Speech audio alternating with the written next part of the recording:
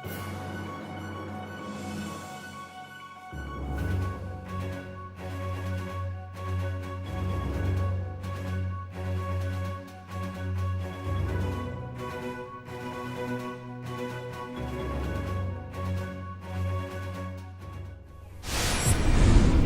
holidays, PWS! We are back, ready to share with you some of the many holidays that are celebrated this month by students here at PWS. Did you know that everyone on the Channel 180 News team celebrates Christmas? What other holidays are celebrated here at Peter Woodbury? Luke and Jocelyn have investigated and are ready to report the segment Holidays Around the World to you.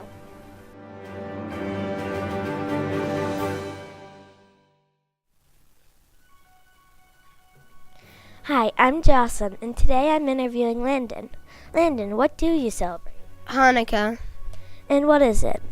Hanukkah is like a holiday where we put up our menorahs and we celebrate because these guys broke our temple and destroyed it. There was a little bit of ink and we put it on a menorah, and the menorah lasted for 8 days, so that's why Hanukkah is for 8 days. And which family members celebrate with you? My dad and my mom. Thank you. Hi, I'm Luke and this is Kai. Kai, what do you celebrate? Chinese New Year. What do you use on Chinese New Year? Firecrackers and money in red envelopes and dragons. Which family members celebrate with you? My grandparents, my sister, and my mother and my father. Thanks, Kai. Hi, I'm Jocelyn, and today I'm here with Mikhail. Mikhail, what holiday do you celebrate? I celebrate New Year. How is it similar to Christmas? I put up a Christmas tree. I put lights and ornaments and a star on it. I decorate the windows with my dad. And how's it different? I stay up till midnight, have a big feast. I watch TV a lot. And I put a little Christmas tree in my bedroom. That's really cool. Thank you. Did you know the first day of winter was yesterday? Oh yeah. Don't forget to have all your winter gear ready for outdoor recess. For example, mittens to keep your hands warm. Mittens. That reminds me of a book called The Mittens by Jan Brett. Anna, Jen, and I discovered that Mrs. Stalloni's second grade class is doing a play about this story in January. They perform to the other second graders and to their parents at night. Let's learn more about this exciting event.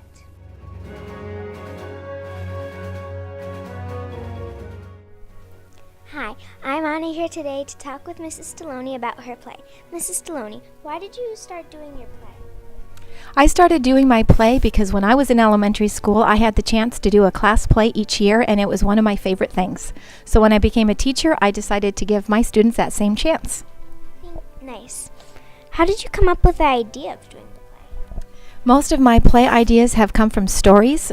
So I've done stories about the Three Little Pigs, or plays of the true story of the Three Little Pigs. So when I was reading The Mitten, I thought it would make a perfect play for my students. What would help you with your play? I am so glad she asked. It would be very helpful if first graders, when they hear us practicing next door as they are eating lunch, if they could be quiet. That would be very beneficial for the students who are practicing. And then on January 11th, the day that we are doing our dress rehearsal, if the third graders could be silent for the 5 minutes that we come over and ask them to, that would be great. Thank you. Thank you. Hi, I'm Jen, and today I'm interviewing Kendall. Kendall, what is your part in the play? My part is being a narrator with my best friend Leah. What is your favorite part about being the narrator? My favorite part is when we sing about a boy named Nicky. Cool. Thank you. Hi, I'm Lena, and today I'm interviewing Sam. Sam, how do you feel about the play? I like it and it's fun. What's your part in the play? My part in the play is a hedgehog. And do you have to memorize your part or line? No, just when I come out. Nice. Thank you. Mittens keep you warm when you are outside playing in the snow. There are also tons of fun activities that you can do inside to make you feel like you're outside when you're playing in the snow. Here are Maya and Lasia, along with Mrs. Clark, showing you an easy and fun craft you can make at home. Yeah, to pass the time during those long, cold days of winter, let's watch.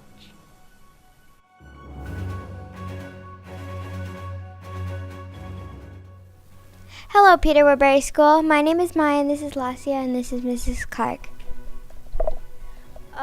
So today we're gonna ask Mrs. Clark about her giant snowflake.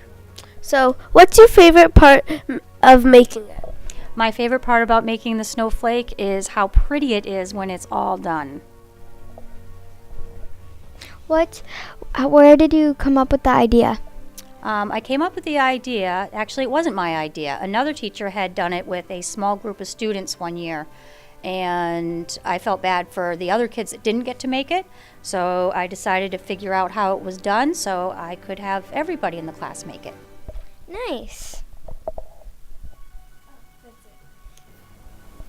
All right, so the first step to making the snowflake is you have to have a perfectly square piece of paper. It doesn't matter how big the paper is, it matters that it is a perfect square. Then you have to fold it in half. Fold it in half again. And then you're going to draw lines that you're going to cut. And it looks like this. Now, it's very, very important that the paper is facing the right direction. So almost think of the paper kind of maybe trying to eat you, okay? And you're going to cut on these lines, but you're not going to cut all the way through. So you don't want to cut this top part here, all right? So I already did it to one, and this is what it would look like, right? And see how I didn't cut all the way through, okay? Then when you open it up, and you got to be gentle because you don't want to rip it. It's going to look like this, okay? Then you start curling it in from the center, starting in the middle. And I like to use tape. I think the stapler is a little too hard to get in there. Yeah.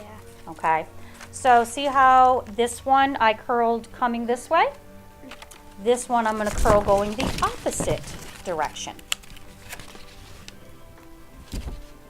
Why do you put it the opposite direction? You'll see why it makes sense when it's all done. All right, so let me see if I can't tape this up real quick. And I kind of like the lines too because see, I just line them up when it's time to tape. Yeah.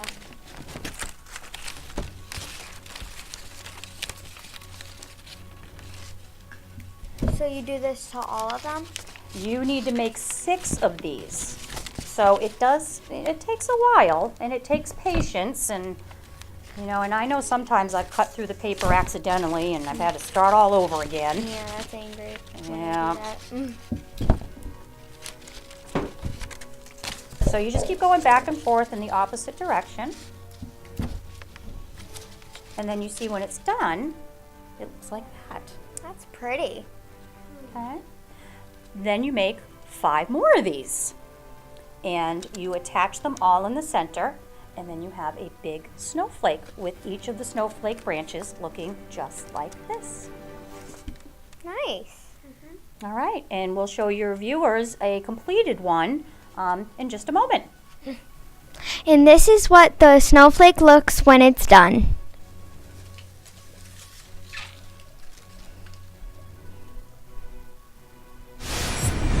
Snowflakes are very pretty in the wintertime, even as a decoration. Speaking of snowflakes, we had a special celebrity guest here in the newsroom sharing his knowledge of snowflakes. Who do you think it was?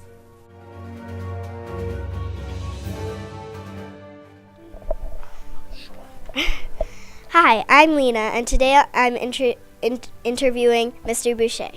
Mr. Boucher, in order for snow to be made or melt, what temperature does it need to be? The magic temperature is 32 degrees Fahrenheit. If it's colder than that, we get snow. If it's warmer than that, it'll melt to water, liquid water. Wow, thank you. Hi, I'm Jen, and I'm here with Mr. Boucher. Mr. Boucher, how are the patterns on the snowflake made? So up in the atmosphere, there's little droplets of water, and if they start to freeze, they form little crystals. And those little crystals start to attach to each other. As that gets heavier, it falls down to earth, and more crystals start to attach, and we get these beautiful patterns. Usually there are 6 arms on these snowflakes as they fall down to earth. And so every snowflake's path down to earth is a little different, and so those water droplets tend to freeze in a little bit different patterns, and that's why they're all different. Cool, thank you, bye. Hi, I'm Anna here today interviewing Mr. Boucher. Mr. Boucher, do you have any other interesting facts about snow? Sure, I've heard, and I'm sure you've heard, that no 2 snowflakes are alike, but a scientist once calculated the chances of 2 snowflakes being identical. And it's a really, really, really small chance, but it's not quite 0. So it could happen. Nice. Thank you. Can't wait to get outside to play in the snow. My favorite part of winter is building a snowman. My favorite part of the holidays are spending time with my family. We hope you all enjoy the winter break with your family and friends. See you next year!